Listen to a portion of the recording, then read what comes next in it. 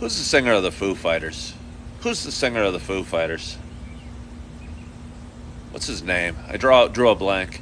I almost wrote it down as I was driving over to Starbucks this morning. Uh, Dave Grohl. Yeah.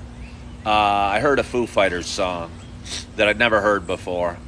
He's done so amazingly well. And he seems like such a nice guy. He seems like such a nice guy. For a guy that drummed his brains out for Nirvana. And for, anybody that, not that Kurt Cobain probably wasn't a sweet, nice guy, but his, I don't know, his music was super heavy. And Smells Like Teen Spirit was so heavy. And Dave Grohl was slamming the drums in the background of that song and that video, and it's such a big video.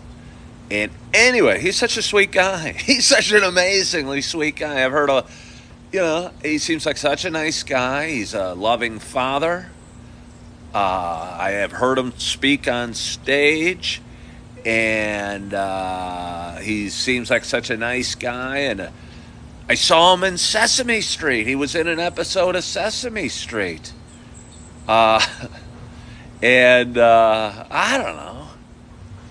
This guy's at the pretty dang high up there in the music hierarchy. And he was on this silly, dopey little Sesame Street episode where I think he's holding hands with like Big Bird and Elmo as they're crossing the country and singing songs. And he's kind of like this. But I guess Dave Grohl was a kid too. Dave Grohl was a kid too and grew up probably watching Sesame Street. And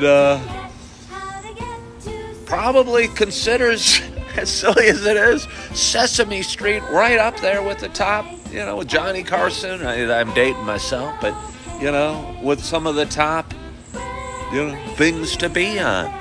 Because, I don't know, it has impacted us all. And if his kids, I think, are a little older now, but I'm sure his kids watch Sesame Street growing up. It doesn't matter if you're a rock star for a huge band.